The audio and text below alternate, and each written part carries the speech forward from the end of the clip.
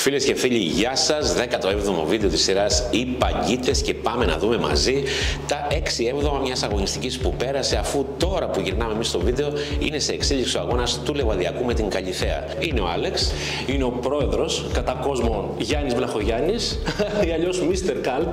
Και ξεκινάμε Λοιπόν μια αγωνιστική που έχει 16 γκολ, η 14η αγωνιστική. Χωρίς να συμπεριλαμβάνεται μέσα από το μάτς που γίνεται τώρα. Καλιθέα Λεβαδιακός, και το πρώτο μάτς που άνοιξε την αυλαία ήταν το Ολυμπιακός Βόλος 3-0.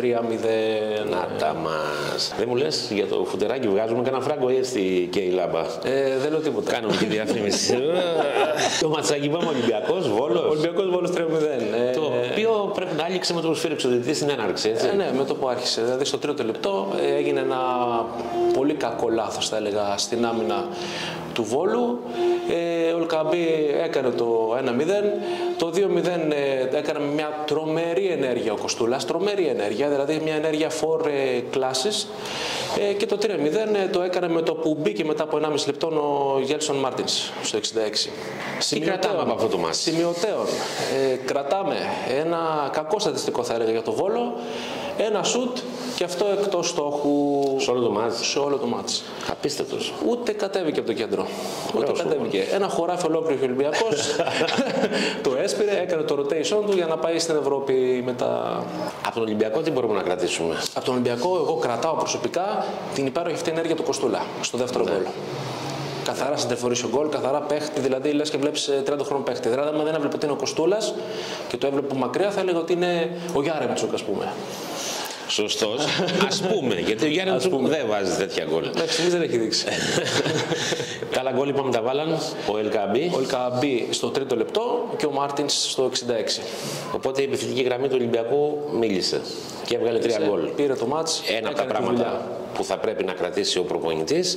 Ένα ακόμα είναι ότι το rotation απέδωσε και το ότι ο Βόλος έκανε μόνο μία ενέργεια και αυτή εκτός εστίας μπορεί να σημαίνει ότι αυτοί που παίζαν μέσα από το Βόλο είχαν μπλοκαριστεί τόσο καλά από τους παίκτες του Ολυμπιακού που δεν καταφέραν να κάνουν πολλά πράγματα. Ένα παλιό σούτ. Αυτό, έχουμε δει και άλλα παλιό σούτ και κάπου να βρει την μπάλα και να καταλήγει στα δίχτυα. Επίσης ο Ολυμπιακός έχει μπροστά του και Ευρώπη. Ναι. Και ταυτόχρονα έχει μπροστά του όλο αυτό που λέγεται η ομάδα Ρολάρι. Ρολάρι έβαλε στην αρχή ένα πιο βασικό σχήμα με τη Λίμπαρ, έτσι ώστε να πάρουν κάποια μέτρα, κάποια σούτ, κάποιες προσπάθειες οι παίχτες, και μέσα στο μάτς έκανε και το rotation του και όλα καλά. Πήρε και το μάτς. Πλησιάζει Γενάρης. Έχουμε μπει ήδη σε περίοδο που όλοι μιλάνε για μεταγραφές. Αν κάναμε αυτή την κουβέντα για τον Ολυμπιακό ένα μήνα πριν, πιστεύω ότι θα συμφωνούσες ότι η ομάδα θέλει 5-6 παίκτες. Συμφωνώ. Έτσι όπως του βγαίνουν τώρα οι παίκτες που χρησιμοποιεί σιγά σιγά, νομίζω ότι αυτός ο αριθμός δεν υφίσταται πλέον. Και ο Ολυμπιακός, δεν νομίζω να βγούμε ψεύτες σαν εκπομπή, θα πάει σε 2, καταχρηστικά 3 μεταγραφές. Οι παίκτες που χρησιμοποιεί αποδίδουν, οι παίκτες πλέον πούν ότι είναι ενδεκαδάτοι και νομίζω ότι δεν θα μπει πολύ βαθιά το χέρι στη τσέπη. Θα πάρει βέβαια ένα σεντερφόρ, θα πάρει ένα εξτρέμ και πιθανόν να πάρει και ένα μπακ. Καλό θα είναι να πάρει άλλους 2 παίκτες για να έχει λίγο παραπάνω πάγκο. Σίγουρα, γιατί έχει να προχωρήσει και στην Ευρώπη ο Ολυμπιακός. Φυσικά, άμα έχει τέτοιες βλέψεις, ναι. Βαίνεται την μεσοβδόμαδα, άμα κέρδισε, πέρασε και πάει για τα καλύτερα. Τέλος πάντων. Καλά πάει. Επόμενο μάτς. Δεύτερο μάτς ήταν ο Άρης με τον Ατρόμητο. Σάββατο το μάτς, 2-1. Ήταν καλός ο Άρης. Σουρεάλ καταστάσεις. Ήταν καλός ο Άρης. Καλός ο Άρης. Αλλά ήταν καλός και ο Ατρόμητος. Καλός και ο Ατρόμητος. Ήταν καλός και ο Ατρόμητος. Από την ώρα που έκανε την βλακία ο Τσάκωνας. Ο Τσάκωνας. 2 πέναλτι στο μάτς. Ένα ωραίο σούτ από το δεξί μπακ, το Μάγιο. Το 1-0 για τον Άρη. Πίεσε ο Ατρόμητος πάρα πολύ. Και στο 1-0 και στο 2-1 όταν μείωσε με τον Μάρντα με πέναλτι στο 53. 16 σουτ, 14 στο στόχο για τον Ατρόμητο. Είχε πολύ καλή συγκομιδή στην επίθεση, όπως και ο Άρης είχε 12 σουτ, 10 στο στόχο. Ήταν πολύ καλός. Και ο Άρης και ο Ατρόμητος. Για μένα ήταν και το μάτς. Γιατί το είχα δώσει και εκεί με γκολ, αλλά το χάσαμε. Δεν πειράζει, πιάσαμε άλλα. Πιάσαμε άλλα. Το μοναδικό που έχουν να προσθέσω σε αυτό το πράγμα είναι κρίμα που ο Μάτζιος φεύγει. Και τώρα μπαίνουμε σε αυτό που έλεγα, σουρεάλ καταστάσεις. Στο προηγούμενο παιχνίδι που ο Άρης έπαιζε εντός έδρας με το Βόλο, οι εξέδρες ήταν κατάμεστες. Sold out ο Άρης. Γάλλια με για τον κόσμο, 0-1 ο Βόλος. Το διπλό, ναι. Σε αυτό το παιχνίδι που ο Άρης ήταν τιμωρημένος, ο Άρης έπαιξε αρκετά καλό ποδόσφαιρο. Πέρα από την αντίδραση που είχε βγάλει μεσοβδόμαδα στον αγώνα κυπέλλου με την ΑΕΚ, έδειξε ότι έχει και συνέχεια αυτό. Θύμισε τον Άρη. Θύμισε τον Άρη, τον καλό Άρη των πρώτων αγωνιστικών. Τον Άρη που είχε φιγουράρει και μέχρι την κορυφή της βαθμολογίας. Πήρε το παιχνίδι απέναντι σε έναν Ατρόμητο, ο οποίος ήταν πάρα πολύ καλή ομάδα. Πολύ καλός. Το διαπιστώσαμε η διασώμαση. Αρχίζει και ρολάρει και αυτός. Έτσι. Και είχαμε και σουρεάλ καταστάσεις όσον αφορά το ότι στον πάγκο του Άρη καθόταν ο Άκης ο Μάτζιος, ο οποίος είχε πληροφορηθεί 24 ώρες πριν ότι φεύγεις. Μόνο στην Ελλάδα αυτά. Μόνο στην Ελλάδα. Τα οπαδικά site στη Θεσσαλονίκη γράφαν, έρχεται το Φαντσίπ κλπ. Το μόνο που ψάχναν όλοι ήταν γιατί φεύγει ο Μάτζιος. Και αυτό είναι ένα ερωτηματικό. Βέβαια, κάποιοι άλλοι είπαν φεύγει μέχρι να ξανάρθει. Ναι, και αυτό. Και αυτό, γιατί το πήγαινε έλα του Μάτζιου στον Άρη είναι πάρα πολύ συχνό. Είναι ο λεμονής του. Κάποιοι άλλοι ψάχναν να βρουν που είναι ο Τερζής. Γιατί όταν φεύγει ο Μάτζιου, έρχεται ο Τερζής. Αλλά τώρα ο Τερζής δεν υπήρχε στο κάδρο. Δεν ξέρω που είναι ο άνθρωπος αυτός. Δεν ήταν καν στον πάγκο. Κάπου αλλού δουλεύει, μάλλον. Κάπου είναι. Και ξαφνικά έπεσε το όνομα του παλιού ομοσπονδιακού του Φάνσιπ. Και ρωτάω εγώ τώρα, πέρα από ό,τι έχω πει στις προηγούμενες εκπομπές και τα λοιπά, πέρα από τη συμπάθεια που τον έχω προς τον Άκη και όλα τα υπόλοιπα, πώς διώχνεις ένα προπονητή την ώρα που φέτος, δεδομένο το πολύ μικρό μπάτζετ που είχε ο Άρης, τις τόσο πετυχημένες μεταγραφές που έκανε, με τους παίκτες που έφερε, οι οποίοι έχουν κάνει οι μεγάλες ομάδες να τρίβουν τα μάτια τους με κάποιους από αυτούς, και με το καλύτερο ξεκίνημα των τελευταίων πολλών χρόνων αυτής της ομάδος, που λες, κύριε, περάστε από εδώ, είναι έξοδος. Γι' αυτό είπα πριν, μόνο στην Ελλάδα γίνονται αυτά. Μόνο στην Ελλάδα γίνονται αυτά. Εγώ που επικοινώνησα με κάτι φίλους στη Θεσσαλονίκη, μου είπαν ότι το Μάτζιο δεν τον έδιωξε ο Καρυπίδης. Αλλά το Μάτζιο τον έδιωξε ο σεντερφόρ, ο Μωρόν. Στον αγώνα με την ΑΕΚ υπήρξε λεκτικό επεισόδιο μεταξύ των δύο αδρών. Ο Μωρόν υπέδειξε στο Μάτζιο ποιον να κάνει σαν τρίτη αλλαγή. Ο Μάτζιος του απάντησε ότι εσύ παίζεις μπάλα, εγώ είμαι προπονητής. Και από εκεί και πέρα και σαν στραβώνουν όλα. Παρασκήνιο από τον πρόεδρο. Ναι. Εξού και το γεγονός ότι στον αγώνα κυπέλλου ο Μωρόν βάζει γκολ, δεν το πανηγυρίζει. Δεν πανηγυρίζει καθόλου. Στον αγώνα προχθές βάζει γκολ, δεν το πανηγυρίζει. Τώρα αυτά όλα δεν μου κολλάνε εμένα καθόλου. Καθόλου όμως. Αν φτάσαμε σε αυτό το σημείο το σεντερφόρ να διώχνει τον προπονητή, τότε η σύψη έχει προχωρήσει πολύ βαθιά. Λέω εγώ τώρα. Κάτι άλλο έχουμε να πούμε για αυτό το μάτς? Ήταν ένα πάρα πολύ ωραίο μάτς που το ευχαριστήθηκα προσωπικά. Εντάξει, και μακάρι να ήταν και γεμάτες σε εξέδρες, να το ευχαριστηθεί και ο κόσμος, ο οποίος το τελευταίο χρονικό διάστημα έχει πάρει πολύ πίκρα ο κόσμος του Άρη, γιατί ξαφνικά από το όνειρο της πρωτιάς βρέθηκε εκτός κυπέλλου και στην τέταρτη θέση πλέον της βαθμολογίας. Φεύγουμε από Σαλονίκη. Πού πάμε? Πάμε Σέρρες. Πάμε Σέρρες, εκεί που ο φίλος μου ο Κώστας λέει ότι εμείς την μπουγάτσα την κόβουμε ανάσκυλα. Πάμε. Σέρρες πάω και ένα 4. Σέρρες πάω και ένα 4. Το γκολ της χρονιάς. Σ' ακούω. Το γκολ της χρονιάς. 55 μέτρα απόσταση. Με ανάποδα φάλτσα. Φοβερός. Από κάτω τα φάλτσα που λένε οι... Το 0-1 έγινε με ένα αυτογκολ γελίο, θα έλεγα, στο 4. Το 0-2 Δεσπότοφ από το κέντρο. Φέτος μας έχει συνηθίσει το 0-3 που έκανε ο Μπάμπα. Με 7 γκολ παρακαλώ, αριστερό μπακ με 7 γκολ. Δύσκολα θα βρεις στην Ευρώπη μπακ αριστερό με 7 γκολ. Μειώνει σε 1-3 ο Σαλάρ, ο οποίος είχε 3-4 καλές ενέργειες. Γενικά ο Πανσεραϊκός είναι πολύ καλός φέτος, μ' αρέσει σαν ομάδα. Και ο Σορετήρα έκανε το 1-4 στο 87. Το μάτς ήταν για 1-10. Ένα 8, ένα 9. Είχε ένα δεκάλεπτο ο Πανσεραϊκός μόνο που ίσως πίεσε λιγάκι για να, ναι, ας πούμε. Το μόνο που δεν μ' άρεσε εμένα προσωπικά ήταν ότι δίνει την πρώτη κίτρινη στο Σταϊκό ο διαιτητής. Είναι καρτάρα η πρώτη. Η δεύτερη δεν είναι κίτρινη. Πιστεύεις ότι ήταν πάρα πολύ αυστηρός απέναντι στον παίκτη των Σερών? Πολύ αυστηρός. Δηλαδή δεν βγάζει κάρτα εκεί. Δηλαδή στο 18 παίρνει την κίτρινη, στο 19 παίρνει τη δεύτερη κίτρινη. Ναι. Εγώ σου λέω και να είναι. Τα έχουμε ξαναδεί. Τέλος πάντων. Ξαναδεί. Και ένα πράγμα που μου άρεσε πάρα πολύ είναι ένα πλάνο, το οποίο θα δείτε κι εσείς αν θέλετε μπείτε δείτε το. Οι λαθλοί είχαν βάλει όλοι επίδεσμο μπροστά. Τον Σερών. Προς τιμήν των Πεντακόρ να βάλει κόλλο ο μετά κορέκα βάλει όλοι. Τέτοιου είδους ξόρκια δεν πιάνουν. Και όμως δεν πιάζανε. Στο 1-4 λοιπόν. Και τον γκολ της χρονιάς. Τον γκολ της χρονιάς. Εγώ κράτησα από αυτόν τον αγώνα το γεγονός ότι ο ΠΑΟΚ θα μπορούσε να κερδίσει με μυθικό σκορ μαμούθ. Και αυτό δεν έγινε γιατί ο τερματοφύλακας των Σερών έπαιζε σε αυτό το παιχνίδι μόνο και μόνο για να μπλοκάρει τα εντός εστίας του Κωνσταντέλια. Είναι λες και είχε προηγούμενα με τον Κωνσταντέλια. Σε 4 περιπτώσεις του είχε αρνηθεί τον γκολ με αποκρούσεις απίστευτες. Και τρώει εκείνο τον γκολ από τα 55 μέτρα. Τώρα θα μου πεις, δεν έφυγε ο τερματοφύλακας, ήταν το σουτ τέτοιο που δεν πιανόταν. Είναι και η απότομη προσγείωση της μπάλας.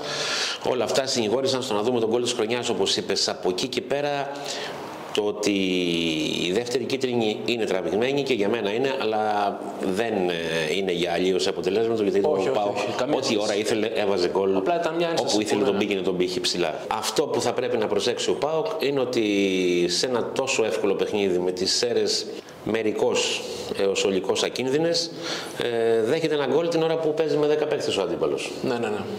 Και ένα γκολ σε μια φάση στην οποία δεν δικαιολογείται τόση ολιγορία στην άμυνα. Τέλος πάντων. Γι' αυτό και φώναζαν από τον πάγκο. Ναι, φωνάζανε. Ο ΠΑΟΚ έχει Ευρώπη. Φυσικά έχει Ευρώπη. Παίζει με την Φερεντσβάρος. Φερεντσβάρος. Δύσκολο μάτς. Είναι δύσκολο μάτς. Δεν ξέρω αν θα κυνηγήσει ο ΠΑΟΚ Ευρώπη. Ναι. Είναι στην 27η θέση, έχει 4 βαθμούς. Δεν ξέρω τι έχει στο μυαλό του Λουτσέσκου.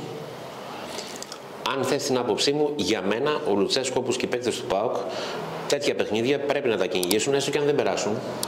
Να τα πάρουν για ψυχολογικούς λόγους, γιατί στην έδρα τους από το τέλος Αυγούστου μέχρι και τώρα που μιλάμε έχουν κερδίσει μόνο το Γάλλο, κανέναν άλλον, και επίσης μέσα από τέτοια παιχνίδια ευρωπαϊκά χτίζεται και μια ψυχολογία η οποία δεν θα την πάρει τόσο εύκολα αν κερδίσει τη Λαμία, ας πούμε. Το χρωστάει και στον κόσμο του σε μια τελική. Πάμε από πλατεία, παίρνουμε μπουγάτζες και μίλκο και φύγαμε. Όχι, μίλκο, ροδοπάκι θα πάρουμε. Και φύγαμε για ροδοπάκι και φύγαμε. Για ρακές. Για ρακές. Όφι ΑΕΚ. 1-2. Χορταστικό μάτς. Είχε ίντρικα, είχε γκολ, είχε ατομικές προσπάθειες. Δυστυχώς μόνο ατομικές προσπάθειες για την ΑΕΚ που έχουμε πάρα πολύ καιρό να τη δούμε να κάνει ομαδική προσπάθεια και να βάζει γκολ. Θέλει κάποιον ήρωα η ΑΕΚ κάθε Σαββατοκυριακό, είτε λέγεται Μουκουντή, είτε λέγεται Λιβάη Γκαρσία που πέρασε 5 παίχτες και έβγαλε στο Μαρσέλ Παρεβάλε. Δεν έχει αυτό τα τρίγωνα που έκανε, την απαλλαγή της μπάλας, το build-up που έκανε πριν 2 χρόνια. Δεν το έχει αυτό. Κοίτα να δεις, για την ΑΕΚ το ζητούμενο στο συγκεκριμένο παιχνίδι ήταν να μπορέσει η ομάδα να φύγει από εκείνη την κίτρια. Απέδρασε. Να ήταν το πρώτο buzzer beater. Το πρώτο και για το άλλο. Το πρώτο. Όσον αφορά το κομμάτι πώς έπαιξε η ομάδα, αναγκάστηκε η ΑΕΚ να αντιμετωπίσει 2 σοβαρούς τραυματισμούς, και του Ρώτα και του Βίντα. Και εκεί πέρα έπαιξε μεγάλο ρόλο η αλχημία του Αλμέιδα που του βγήκε στην παρούσα φάση. Θα μπορούσε ο Λαμέλα, ο οποίος πέρα από την assist που έβγαλε στο πρώτο γκολ που βάζει ο Μουκουντή, δεν έχει κάνει τίποτα άλλο στον αγώνα. Για μένα δεν έχει κάνει τίποτα άλλο. Εντάξει, αν βλέπετε κάτι άλλο εσείς σε αυτόν τον παίκτη, πείτε το, στείλτε το σε μήνυμα, κάντε ό,τι καταλαβαίνετε. Μιας και είπα για μήνυμα, κάνω μικρή διακοπή και παρένθεση στο κομμάτι της ΑΕΚ και λέω ότι σε όλους όσους θέλετε να στείλετε κάτι αναμνηστικό για το Hall of Fame της εκπομπής μας, εμείς θα προτιμούσαμε ένα κασκόλ από οποιοδήποτε ομάδα και αν υποστηρίζετε και σε οποιαδήποτε κατηγορία και αν παίζει. Η διεύθυνσή μας είναι Χατζοπούλο 9, Λαμία, ΤΑΦΚΑΠΑ 35%, Sport 66, Γιάννης Βλαχογιάννης. Μικρή παρένθεση σε αυτό. Από εκεί και πέρα να πούμε για την ΑΕΚ ότι αυτό που είδα εγώ ήταν το διάστημα μεταξύ 50 και 80 περίπου, όπου η ΑΕΚ με αριθμητική υπεροχή, με τον Όφη κλεισμένο στα καρέ του, προσπαθεί, πατάει 16 φορές περιοχή περίπου, δημιουργεί προϋποθέσεις άλλες τόσες, όχι άλλες τόσες, λιγότερες, 7-8 εκτός περιοχής, αλλά δεν γίνεται επικίνδυνη ούτε μία φορά. Καμία κλασική ευκαιρία. Ούτε μία φορά, απίστευτο. Αυτό θα πρέπει να το προσέξει πάρα πολύ. Είναι ένα κομμάτι που χρήζει επεξεργασίας από τους ανθρώπους του προπονητικού team, προκειμένου να δει τι φταίει σε αυτό το σημείο και τι μεταγραφή πρέπει να γίνει, προκειμένου να πάρθει παίκτης ο οποίος αυτή την υπεροχή της ομάδος να τη μετουσιώσει σε κίνδυνο. Όχι μόνο δεν έκανε κίνδυνο, αλλά δέχτηκε και κίνδυνο. Είχε 4 κλασικές ευκαιρίες ο Όφη. Καταρχήν ο Όφη προηγείται με 10 παίχτες. Φυσικά. Φυσικά. Και σε ένα ο Άγιος Σιμάνσκι, ο οποίος κόβει την μπάλα σε εκείνη τη φάση που πάει στο δεύτερο δοκάρι και περιμένει ο παίκτης του Όφη να το παστελώσει. Κάτω, ναι. Και επίσης η πρώτη φορά που οι δύο κέρυες επεμβάσεις του Στρακόσια έχουν κρατήσει την ΑΕΚ μες στο παιχνίδι. Θα μπορούσε να έχει γίνει 2 και 3-0 το σκορ. Άρα μιλάμε για απόδραση. Μιλάμε για απόδραση και για έναν ουσιαστικό, όσο δεν γινόταν άλλο Όφη, απέναντι σε μια καλύτερη αλλά πολύ φλίαρη ομάδα της ΑΕΚ. Μικρό παιχνίδι, μεγάλος αντίπαλος, μεγάλη νίκη για την ΑΕΚ και έπεται συνέχεια στην άλλη αγωνιστική που πάει η ΑΕΚ. Στην άλλη αγωνιστική, ΑΕΚ μέσα στη Λαμία έρχεται. Μέσα στη Λαμία. Εντάξει, μπορεί να κάνει το 3-3. Ίσως. Ίσως. Θα βάλει δύσκολα η Λαμία, είναι σίγουρο αυτό. 10 κάρτες. Μπράβο, πέστατε. 14-0 κόρνερ. Κανένα κόρνερ. Αυτό και είναι στατιστικό. 14-0, 0-14. 0-14. Απίστευτο, δεν το έχω ξανακούσει αυτό. Ναι. Και δεν το πρόσεξα κιόλας. Και δεν απείλησε σχεδόν σε κανένα. 14 κόρνερ φύγαν έτσι. Μάλιστα. Και πόσες κίτρινες κάρτες, 10? 10 κίτρινες και μια κόκκινη. Αυτά είναι. Σε μια ομάδα που έπαιζε με μαύρα, απέναντι σε μια ομάδα που έπαιζε με άσπρα. Και μπορώ να πω ότι ο Αλμέιδα έχει σταθεί τυχερός εδώ και 3 χρόνια που τα στόπερ του είναι σε καλή κατάσταση. Ναι, αυτό είναι αλήθεια. Το Μήτογλου πώς τον είδες το λίγο που μπήκε μέσα? Εντάξει. Φιλότιμος. Καλός είναι, αλλά είναι λίγο στα χαμένα ακόμα. Από μένα είναι ναι, αλλά θέλω να σε δω και με μάγιο. Πάμε στην άλλη απόδραση.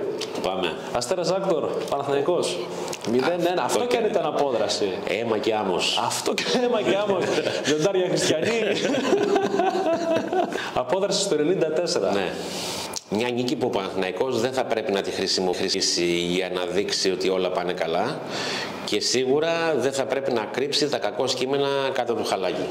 Η ομάδα χρειάζεται ενίσχυση και χρειάζεται άμεση ενίσχυση σε θέσεις οι οποίες είναι κέρυες. Καταρχήν θέλει σεντερφόρ. Θέλει φόρ.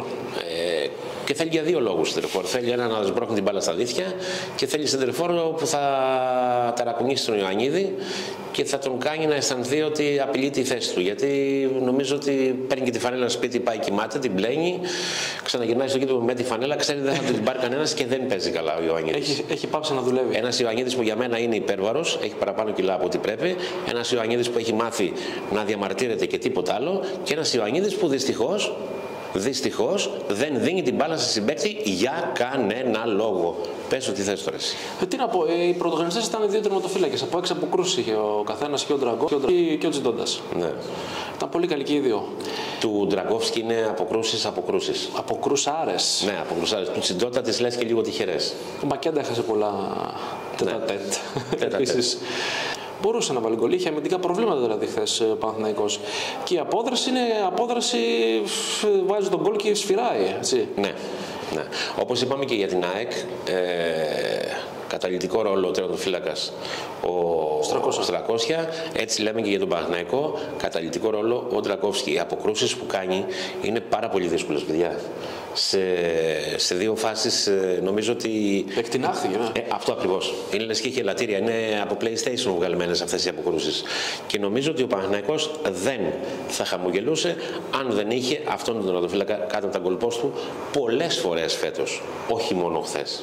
Σε πολλά παιχνίδια τον έχει κρατήσει ζωντανό. Και σε παιχνίδια που δεν δικαιούται να πάρει κάτι. Χθες έπαιξε καλύτερα και μάλιστα δημιούργησε τις προϋποθέσεις για να πάρει αποτέλεσμα. Παναθηναϊκός, ο οποίος που πάει τη βδομάδα? Μέσα στο Λεβαδιακό. Μέσα στο Λεβαδιακό. Δοκιμασία για τον Παναθηναϊκό. 2 εκτός. Ένας Λεβαδιακός που αν σήμερα που γυρνάμε στην εκπομπή χάσει στην Καλυθέα, θα είναι με την πλάτη στον τοίχο και τότε αυτά που λένε νεραζιές περί καλών σχέσεων κτλ. Μπορεί να πάνε και περίπατο. Λιβαδιά πάντα τα γιατί δεν πέφτει ένας. Πέφτουν 2. Πάμε στο επόμενο. Να πάμε. Είχαμε καμιά φάση που να μπορούσε να δικηθεί η ομάδα της Παναθηναϊκού ή του Αστέρα. Φωνάζουν λίγο, ο Παντελίδης φωνάζει βασικά πιο πολύ. Για αλλίωση αποτελέσματος είπε. Γιατί νομίζω ότι είναι φάουλ του Ίγκανσον. Δεν πιστεύω ότι είναι φάουλ του Ίγκανσον την ώρα που πηδάει για να πάρει την κεφαλιά. Ούτε εγώ. Και να την πάρει ο Γεωρεμέγιος μετά τη βάλει στα δίχτυα. Δεν πιστεύω πως ήταν φάουλ. Ο Παντελίδης είχε άλλα παιχνίδια να φωνάξει τα οποία δεν φώναξε. Διάλεξε χθες να φωνάξει. Τέλος πάντων, δεν πειράζει. Κάπως έτσι πάνε τα πράγματα. Όλα καλά. Ναι, όλα καλά. Να πάμε στο επόμενο ξανά. Να πάμε. Γιατί να μην πάμε. Λαμία Πανατολικός. Λαμία Πανατολικός. 0-1. Η Λαμία μας. Η Λαμία που νομίζω την ώρα που έληξε ο αγώνας και αρχίσαν να σιγοσβήνουν οι προβολείς και τα σύννεφα γινόντουσαν όλο και πιο απειλητικά για την επερχόμενη καταιγίδα. Όλο αυτό το σκηνικό περιέγραφε ακριβώς την κατάσταση η οποία επικρατούσε στις τάξεις του προπονητικού team, των παικτών και των λιγοστών οπαδών που είχαν αψηφίσει τα καιρικά φαινόμενα και πήγαν χθες στο γήπεδο. Στην Αντίπερα Όχθη, μια ομάδα σαν τα κρύα τα νερά, μέσα νερά, χαρά, με 350 ηρωικούς φιλάθλους, και αν για κάποιους λαμιώτες και τους περισσότερους τα καιρικά φαινόμενα ήταν δικαιολογία για να μην πάνε στο γήπεδο, εγώ θα φέρω σαν παράδειγμα αυτά τα 350 άτομα που κάναν το ταξίδι από το Αγρίνιο, που δεν σταματήσαν να χορεύουν, δεν σταματήσαν να ανεμίζουν τα κασκόλ τους, δεν σταματήσαν να χτυπάνε τα τύμπανά τους και δεν σταματήσαν να υποστηρίζουν την ομάδα τους, χωρίς βρισχές, χωρίς βομολογίες, χωρίς τίποτα. Υπέροχη. Μόνο την ομάδα τους. Υπέροχη ήταν. Υπέροχη ήταν. Και μακάρι να ήταν έτσι όλοι οι φίλαθλοι. Και πήραν και το 0-1. Και πήραν και το 0-1. Και το διπλό. Λαμία που δεν. Στο πρώτο ημίχρονο η Λαμία εμένα μου έκανε εντύπωση που... Πέρα στο κέντρο. Ρε παιδιά, δηλαδή πάρτε μια κίτρινη, κάντε ένα φάουλ, τάκλινγκ, κάντε κάτι. Τίποτα. Κάντε κάτι, ρε. Αν εξαιρέσουμε μια κεφαλιά του Νούνιες ή κάτι άλλο, μια κεφαλιά, δεν έκανε τίποτα άλλο. Αδύναμη. Μια αδύναμη κεφαλιά. Και οι αντίπαλοι είχαν 3 φάσεις για να βάλουν γκολ. Φυσικά. 3 φάσεις. Στη μία ευτυχήσαν και προηγηθήκαν και νομίζω ότι από εκεί πέρα και μετά δεν χάσαν ποτέ τα ίνια του αγώνα. Στο δεύτερο, η Λαμία προσπάθησε, αλλά εκεί φάνηκε η γύμνια της ομάδος όσον αφορά το ρόστερ. Μα δεν μπήκε στην περιοχή καθόλου. Δεν μπήκε. Ζητάει ένα πέναλτι που δεν είναι, που είναι χέρι στήριξης. Εκεί φωνάζανε, εντάξει, δεν ήταν πέναλτι. Τι να πεις για αυτή την ομάδα τώρα. Προσωπικά, εγώ λυπάμαι γιατί αυτή την ομάδα την υποστηρίζουμε εδώ και πολλά χρόνια. Σαν ομάδα της πόλης μας. Ευελπιστώ να αλλάξει. Αν και είναι πολύ δύσκολο τώρα. Πρέπει να σκοράρει. Το έχουμε πει και στην προηγούμενη εκπομπή. Πρέπει να σκοράρει. Δεν γίνεται αλλιώς. Δεν μπαίνεις μάτσα αν δεν σκοράρεις. Κοίταξε να δεις τι γίνεται. Η Λαμία έχει να παλέψει με 3 πράγματα αυτή τη στιγμή. Το ένα είναι το γεγονός ότι σαν ο πιο αδύναμος κρίκος, έτσι όπως φαντάζει αυτή τη στιγμή η ομάδα, δεν παίρνει τα σφυρίγματα που πρέπει από τους διαιτητές. Και δεν μιλάω για να πάρει σφυρίγματα να τη στηρίξουν την ομάδα, να πάρει αυτά που της αναλογούν. Ακόμα και εκεί η ομάδα δικείται. Δεν μιλάω για πέναλτι, μιλάω όμως για κάποιες κάρτες οι οποίες θα μπορούσαν να έχουν δοθεί. Μιλάω για κάποια φάουλ τα οποία ήταν εξόφθαλμα και δεν δοθήκαν. Και ξέρεις, πολλές φορές αυτά τα μικρά σποράκια στο κέντρο που δίνει ο διαιτητής στην άλλη ομάδα ή που δεν δίνει σε σένα, μπορεί να δημορφώσουν μια κατάσταση στον αγώνα που να είναι υπέρ σου, να δημιουργηθούν φάσεις. Συμφωνώ. Αυτό δεν το έχει η Λαμία φέτος σε κανένα από τα παιχνίδια της. Τώρα από εκεί και πέρα. Και γιατί να σε βοηθήσει ο διαιτητής. Και γιατί να σε βοηθήσει ο διαιτητής. Ναι. Σωστό. Και από εκεί και πέρα νομίζω ότι όσο πιο γρήγορα και όσο πιο στοχευμένα γίνει, αν έχουν σκοπό οι άνθρωποι της ομάδος να βοηθήσουν με μεταγραφές στην ομάδα, να το κάνουν. Από εκεί και πέρα αυτό που θα πρέπει σίγουρα να γίνει είναι να ξαναγυρίσει ο κόσμος στο γήπεδο. Δεν είναι εικόνα αυτή, δηλαδή ένα ΔΑΚ Αθανάσιος Διάκος που ποτέ δεν ήταν πολύ γεμάτο, αλλά τα 300 και 400 άτομα δεν νομίζω ότι ήταν ποτέ τόσο άδειο. Ποτέ δεν ήταν και άδειο, ναι. Αυτό. Άλλο δεν θέλω να πω για τη Λαμία. Νομίζω ότι έχουν υποθεί πάρα πολλά από τη λήξη του αγώνα και μετά και θεωρώ ότι οι επόμενες μέρες είναι πάρα πολύ κρίσιμες. Καταρχήν για την ισορροπία των πραγμάτων εντός και εκτός ομάδος και από εκεί και πέρα για το καθαρό μυαλό όλων αυτών που θα, αν δεν το έχουν ήδη κάνει, θα ενορχιστρώσουν όλο αυτό το σκηνικό στήριξη της ομάδας μέσα από μεταγραφές. Τα πάμε όλα, έτσι. Τα πάμε όλα. Πού θες να πάμε τώρα? Πριν πάμε στη 15η αγωνιστική, δεν πούμε για την τελευταία πτήση του Φάντομ, για το μεγάλο Νίκο Σαργκάνη. Να πούμε.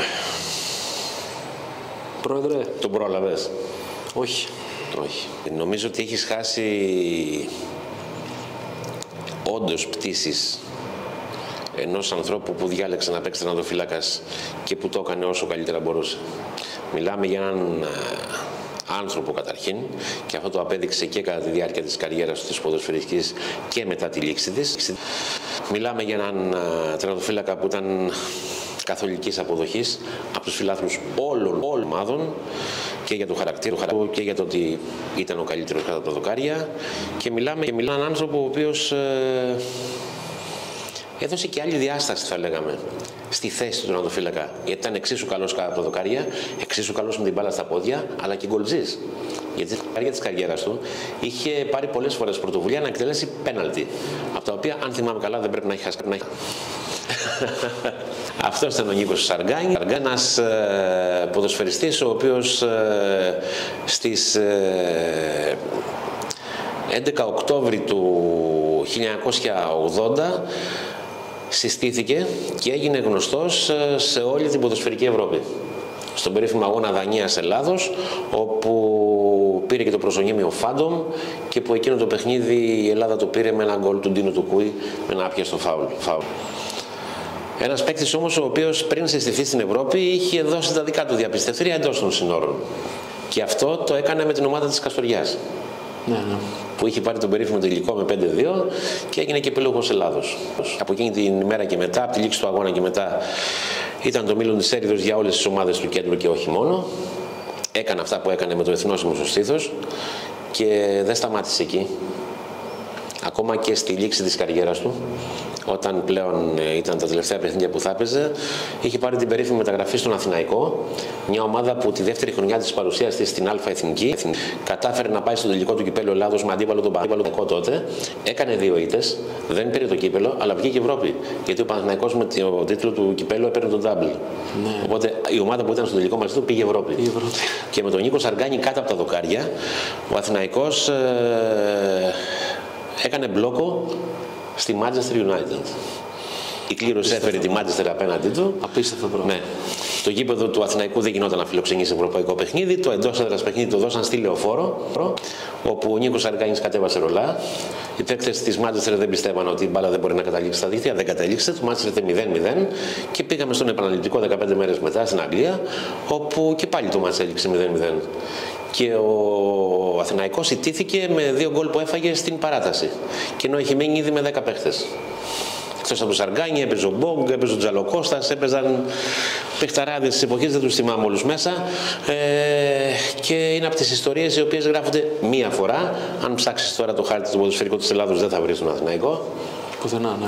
Και δεν ξέρω σε ποια κατηγορία πρέπει να παίζει η Καστοριά. Αυτά για τον Νίκο του Σαργκάνη, ο οποίος σε όποια ομάδα πήγαινε, πέρα από το ψωμί που έτρωγε και που σίγουρα το τιμούσε 100%, έκανε ό,τι μπορούσε για να την ανεβάσει την ομάδα αυτή όσα περισσότερα level γινόταν. Έκανε προχθές την τελευταία του πτήση για τη γειτονιά των Αγγέλων. Αυτά. Πάμε σε προγνωστικά, αρκετά συγκινηθήκαμε. Αρχίζουμε το πρώτο μάτς της 15ης αγωνιστικής, είναι Λαμία ΑΕΚ. Λαμία ΑΕΚ, πρόεδρε. Λαμία ΑΕΚ διπλό και over 2,5. Εγώ δεν μπορώ να βρω σημείο σε αυτό το μάτς. Νομίζω ξέρω ποιο είναι το σημείο, αλλά θα πάω στο over 9,5 corner. Over 9,5 corner, μάλιστα. Δεύτερο μάτς είναι Ατρόμητο Σόφι. Θεωρώ ότι με βάση το γεγονός ότι ο Ατρόμητος είναι καλός επιθετικά, αλλά χωλαίνει λίγο αμυντικά, είναι το απόλυτο goal της αγωνιστικής. Εγώ θα παίξω ένα άσο και over. Επόμενο μάτς είναι Βόλος Αστέρας Άκτορ. Βόλος Αστέρας Άκτορ. Να κάνει τον πρώτο άσο, Βόλος. Ένα ακόμη goal.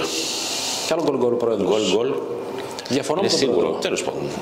Πιστεύω θα το πάρει το μάτσο Αστέρας δύσκολα, γι' αυτό ποντάρω στο χ ημίχρονο διπλό τελικό. Μάλιστα. Για τον Αστέρα. Ωραίος. Επόμενο μάτς, Άρης Πανσεραϊκός. Με καινούργιο προπονητή πλέον. Ναι.